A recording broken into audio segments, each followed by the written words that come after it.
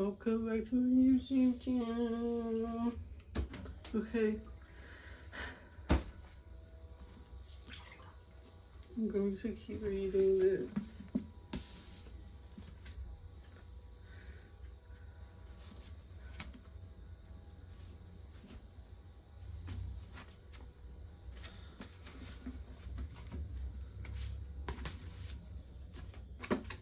Chapter 2.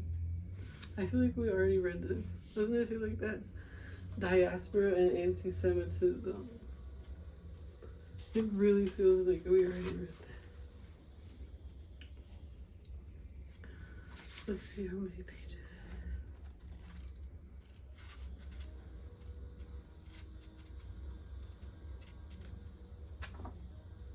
it is. Like 22 pages.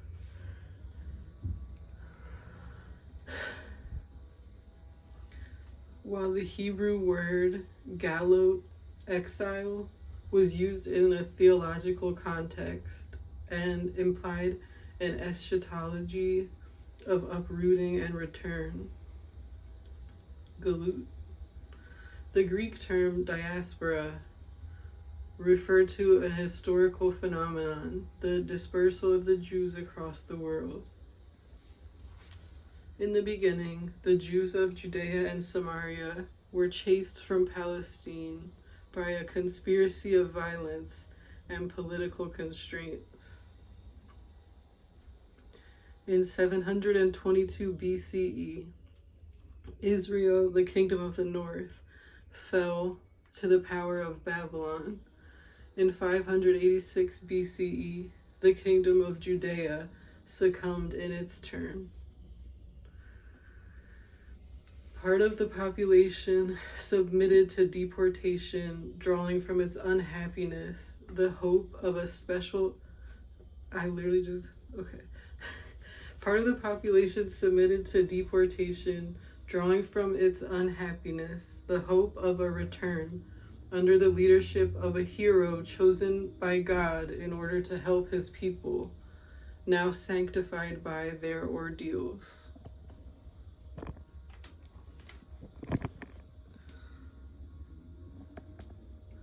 The realities of the situation, however, took the upper hand over the torturous designs of Providence. Many exiled Jews, little concerned with regaining their homeland because they held comfortable places despite their transplantation, created communities, practiced their worship, and instaurated a politics of mutual assistance amongst themselves, with the affluent supporting the poorest. The first diaspora thus began as a movement of voluntary dispersal. It escalated after Alexander's conquest, when Palestine, now inserted into the Greek world, participated in that world's intense commercial activity.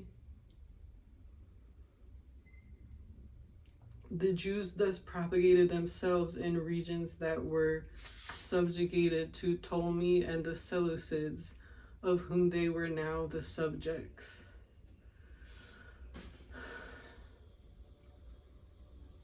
To the long-standing communities in Egypt and Babylon were added those of Syria, Asia Minor, and soon after the entire Greco-Roman Empire. A second diaspora extended from the 2nd century before the Christian era to the beginning of 135 CE, when Hadrian's crushing of the revolt by Bar Kokhba marked the beginning of a third dramatic exodus. The flame of persecution, revived by the relapse of Judaism in the Greco-Roman Christianity. Oh my God. Is relapse, I think it's like a Greek word.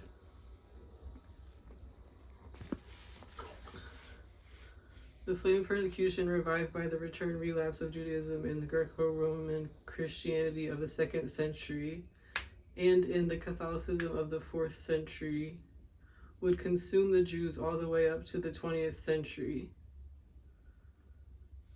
In the course of the 2nd century before the Christian era, the Asmonean dynasty built diplomatic relations with Rome, where Jewish communities were multiplying.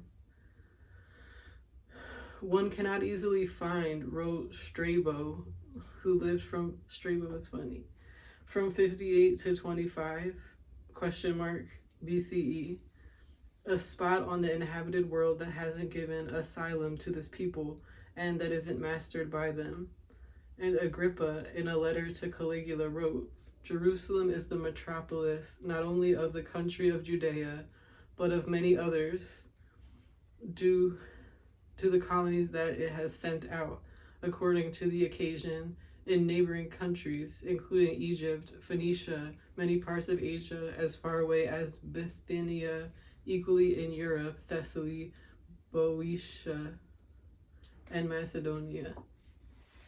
Do we want the notes? Do I read you guys the notes? I feel like I don't read the notes.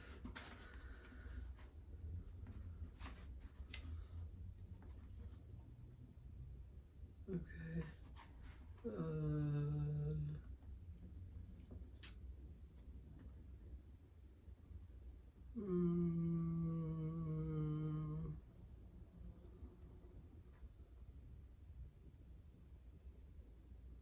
Okay, I don't care about the notes. As in the majority of the great towns of South Gaul, there were Jews in Lyon, where, along with Christians of the New Prophecy, they were the victims of the pogroms in 177. The statuettes in baked earth that caricatured Jews with circumcised phalluses, which attest to the presence in Trèves around 275 of a quite ancient community, were intended to stir up anti-Semitism. The Jewish settlements in the towns explain the urban character of Judeo-Christianity and of the Hellenized and de-Judaicized Christianities that succeeded it. The insulting qualification goyim, which designated non-Jews or non-believers, would in fact appear among the anti-Semitic Christians of the 2nd century because of their town's scorn for the conservatism of the countryside, in their use of such terms as pagani, peasants, hicks, bumpkins, and in French, pagans. Historians have adopted without scruple the scorn that monotheism nourished with respect to polytheism by speaking of pagans and paganism. Among the population of the Roman Empire, Jews constituted 7 to 10% of the total, that is, around 6 million people. This number exceeded the number of inhabitants in Judea. In the 1st century of the Christian era, the Jewish colony in Rome numbered between 40,000 and 50,000 people. It possessed 15 synagogues in which rival sects often sprung up: Sadducees, Pharisees, Essenes, Nazarenes, Ebionites, Nassenes, Scythians, and converts to Judaism from all nationalities, a diversity into which the Zealot movement and its terroristic struggle against the Romans would introduce trouble. For 6 centuries, the propagation of Judaism appeared to be a form of conquest. Unlike in future epochs, during which numbers would decline, a very active proselytism multiplied the numbers of adepts among the dominant classes, as well as in the disadvantaged milieus. Excited by monotheistic intransigence and incessant nationalistic and extremist revolts, the hostility of the state was accentuated under Tiberius and culminated in the sacking of Jerusalem in 70 and the annihilation of the Jewish nation in 135.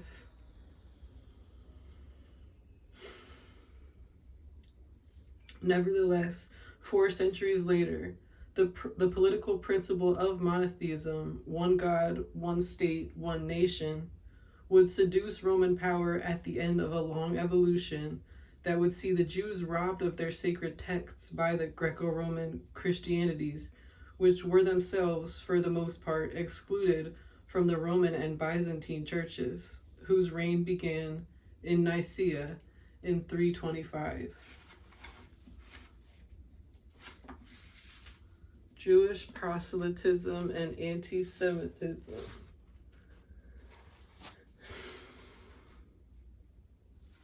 The Bible of the 70, the Greek version of the sacred texts, formed the iron lance of Jewish proselytism in the Greco-Roman Empire.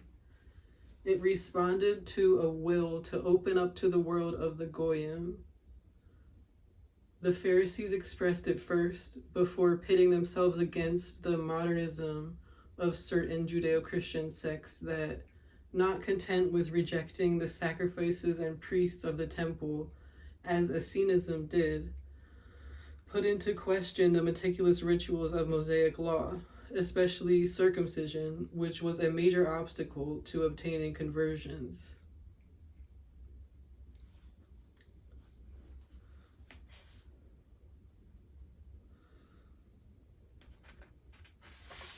Jewish orthodoxy wasn't deceived. It held the Greek translation to be a betrayal of the spirit and the letter of the law. With the Bible of the 70, a civilization that was dominated by commercial capitalism seized hold of an agrarian civilization which was walled up in its immobility and its mythic thought. Here began the plundering of the Jewish nation's sacred writings. Did not the apologist Justin affirm around 160 that these texts had ceased to belong to the Jews because they no longer understood them? For the first time, Adonai became Kyrios, the Savior. Joshua was transformed into Jesus, and Messiah became Christos, Christ.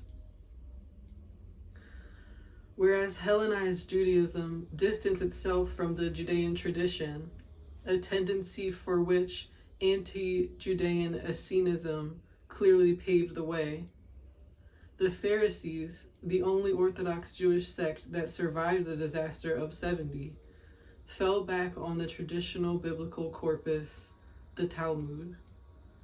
Attacked from all sides, the Pharisee community took refuge in a defensive attitude. It surrounded itself with dogmatic ramparts, but not without opening the great window of Kabbalah onto the cosmic visions of Gnosticism. Hellenized Judaism easily took root in Samaria, where the old refusal of Yahweh still smoldered. From the kingdom of the north radiated the baptism Dunstan/Dositheus, the Baptist Dunstan/Dositheus, Nazarenism, Essenism, and the philosophy of Simon, the father of all heresies. Alexandria, the incubator of scholars and curious spirits, possessed an important Jewish colony. Greek anti-Semitism occasionally released upon it ferocious pogroms. It was a crucible in which the most diverse opinions mixed and clashed. There gushed from Alexandria, alongside a powerful Hermetic current that cultivated the mysteries of Egypt, apologetic texts such as the letter of Atistius.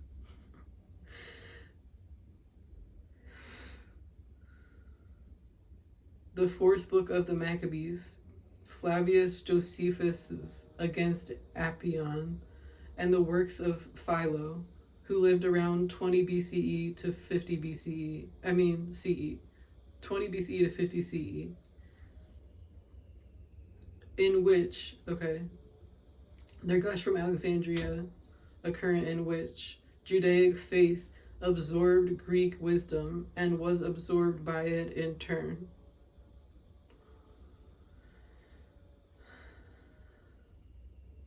Even if Philo kept to the heart of Jerusalem, a metropolis and spiritual homeland, his conception and language were Greek. A philosopher of the diaspora, he scattered the seeds of Judaism on foreign soils, where the stones of anti-Semitism abounded and where anti-Judean Essenism had already been confused with Judeo-Christianity. From the beginning of the first century, the idea of a renewed Judaism, that renewed Mosaic law, coincided with the dynamism of a market in full expansion, where the commercialism of the diaspora assisted and by turns competed with the places of Greek and Roman business. For a merchant, Josie Eisenberg writes, "To be or become Jewish was an assurance of easily establishing business relations in a number of countries, of benefiting from a warm welcome and great hospitality."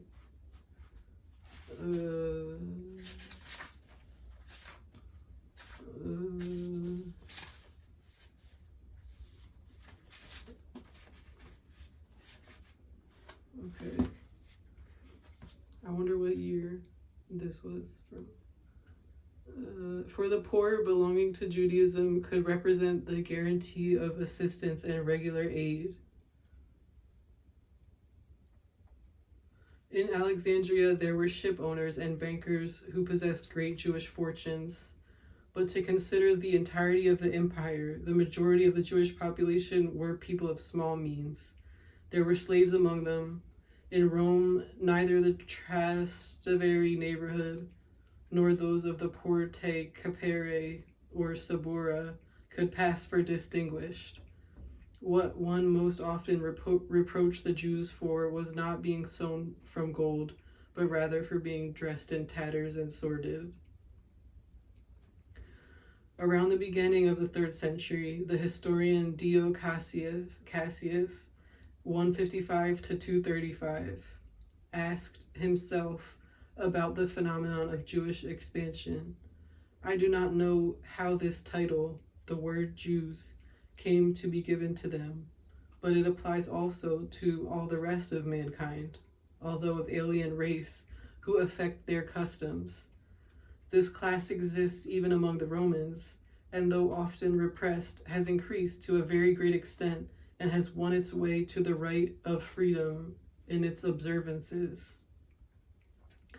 For Dio Cassius, and this is 200 years after the supposed birth of Christianity, there was no notable difference between the Pharisees and the Marcionite Christians, the Christians of the New Prophecy, the Valentinian Christians, the Nassines, the Sethians, and Gnostics of all types. The discredit that affected many of the ancient and modern forms of worship that were practiced in the empire, the honors that were rendered to a god and to despots who made a spectacle of their own degeneration and who embellished with bloodthirsty caprices their characteristic incapacity to impose a coherent politics on the state, a sharp derision of protestations of austerity and patriotic grandeur. All of this prompted nostalgia for a unity in which religious faith buttressed the fervor of the citizenry, matched calculating reason with the charm of mystery, ordered a new marriage of the heavens and the earth, and united audacious and mercantile modernity with the prudent virtues of agrarian conservatism. Jewish monotheism exactly proposed the principle of a unity founded on a community practice dominated by solidarity.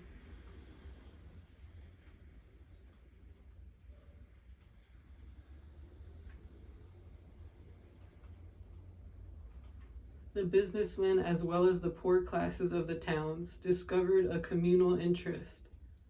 After having favored emigration from Palestine, the high birth rate, justified by the fact that not having children diminishes the image of God, worked in favor of the rapid demographic growth of the Jewish colonies, whose social and economic power grew.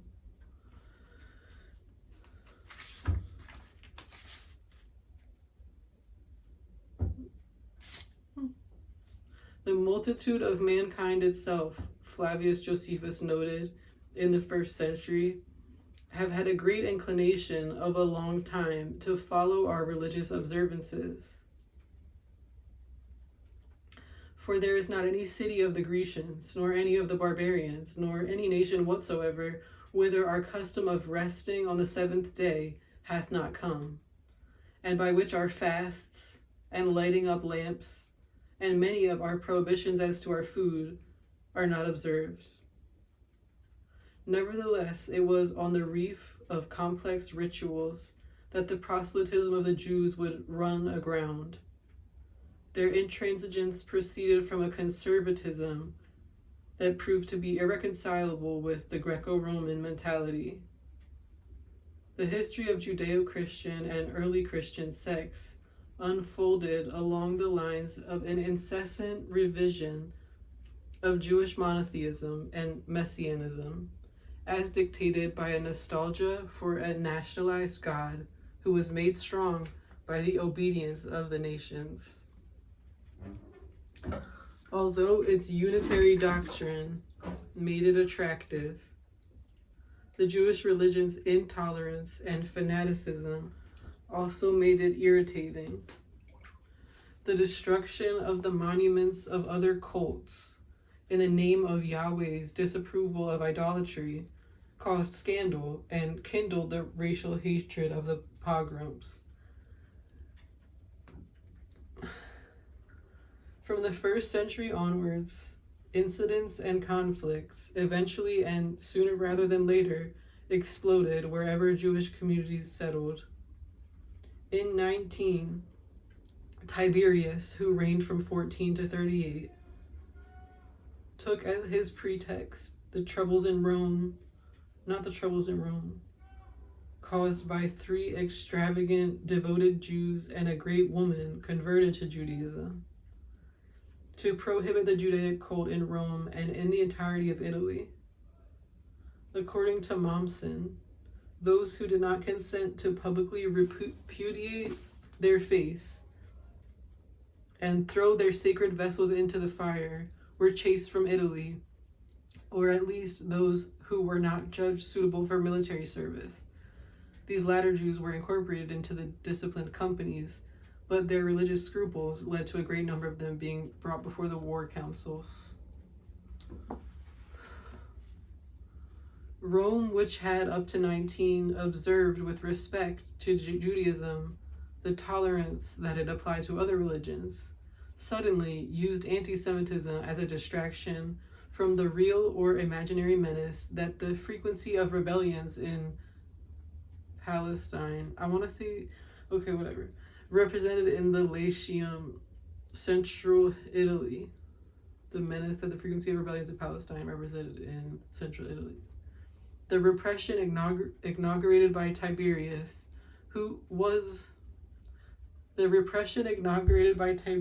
was, no doubt, not unrelated to the decision of the evangelic novelists to situate the historical existence of Jesus under his reign. When Gaius, Tiberius's successor, stirred up the great pogrom in Alexandria in 38, Philo did not hesitate in his Inflatium to castigate the passivity of Flaccus and the Roman power that has supported the Greek party, which was superior in number to the Jews.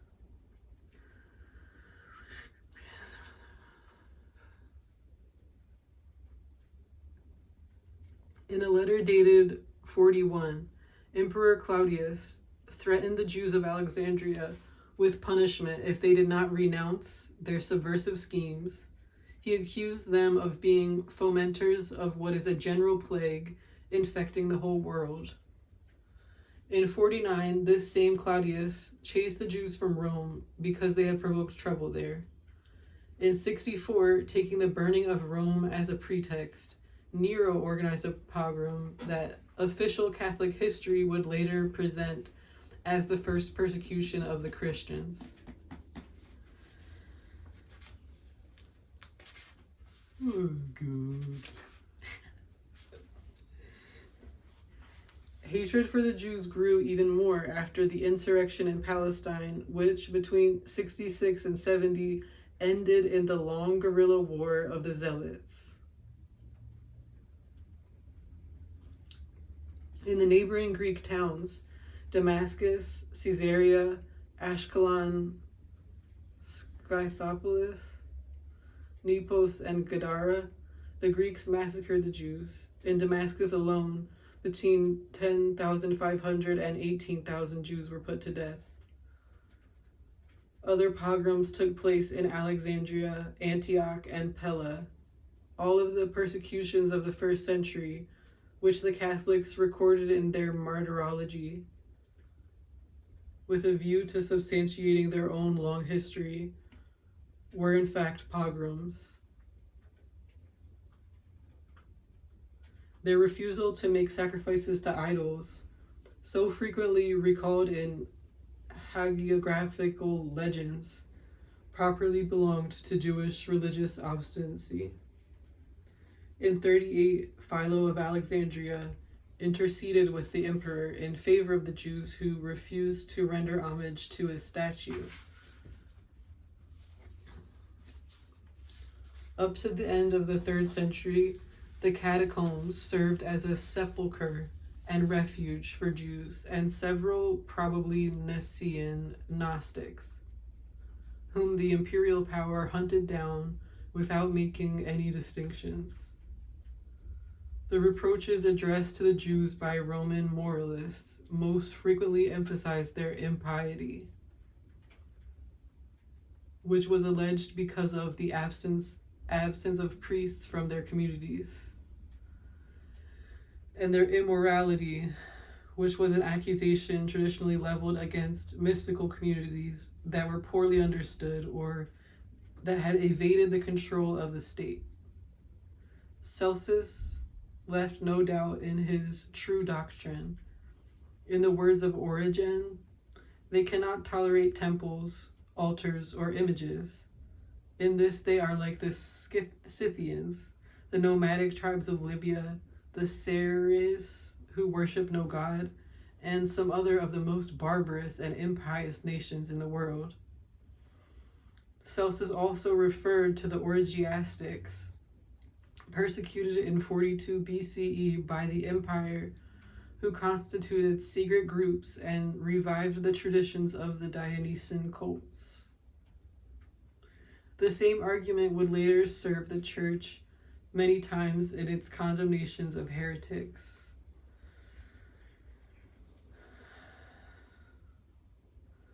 Furthermore, the Zealots' guerrilla war contributed to the popularization of the image of the Jew with the knife between his teeth, which the anti-Semitism of the 20th century would regurgitate without being aware that it originated with the Pharisee Jew Flavius Josephus, a friend of the Romans,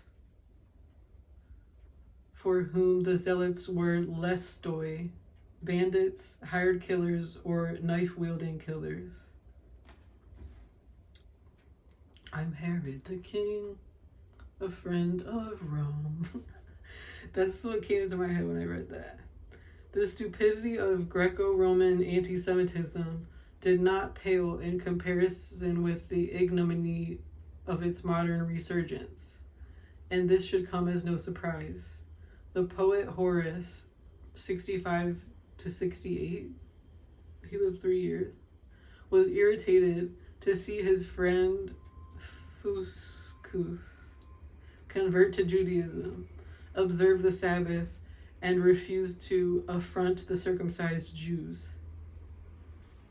Petronius, from 10 to 66, ridiculed the Jews by assuring his readers that they adored a pig god and gave thanks to the head of an ass.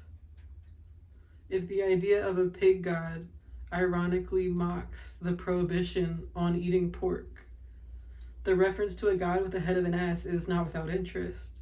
Such a representation appeared on a number of Sethian magical amulets and confirms the presence in Rome, in the Jewish milieu of the 50s, of a group for which the Messiah was Seth, son of man, that is to say, the son of Adam. For Pliny the Elder, from 28 to 79, the Jews were a nation remarkable for the contempt which they manifest of the divinities. And according to Lysimachus of Alexandria, Moses charged them to have no kind regards for any man. Martial, C40 to C104, had recourse to the leitmotif of a fantastical frustration, which provided racism with a violent form of release. Nor do you shun the lecheries of circumcised Jews, he said to Calia indignantly, conscious of the peril hanging over Roman virility. Around 120, Tacitus denounced what he saw as the decline of the empire and the corruption of ancestral virtues in the frequent conversions to Judaism of members of the Roman aristocracy and even the familiars of the imperial court. He indicated that the Jews are obstinately loyal to each other and always ready to show compassion, whereas they feel nothing but hatred and enmity for the rest of the world. He speaks of them being sunk in superstition and believes them less guilty of having burned Rome than of hating humanity. After the crushing of Bar Kokhba by Hadrian and the end of the Jewish nation, the anti-Judaism of the Judeo-Christians transformed into anti-Semitism among Hellenized Christians, as much under the influence of Marcion, the inventor of Saul/Paul, as under that of anti-Marcionites such as Justin, who would attempt to get closer to Rome by alleging his hostility to all forms of Judaism. Judaism, writes David Rochaya, produced a replacement that came forth to conquer the pagan world. From the middle of the 2nd century CE, the activity of the Christian mission was intensified. When Philostratus affirmed around 230 that the Jews have long been in revolt not only against the Romans but against humanity, and a race that has made its own life apart and irreconcilable, that cannot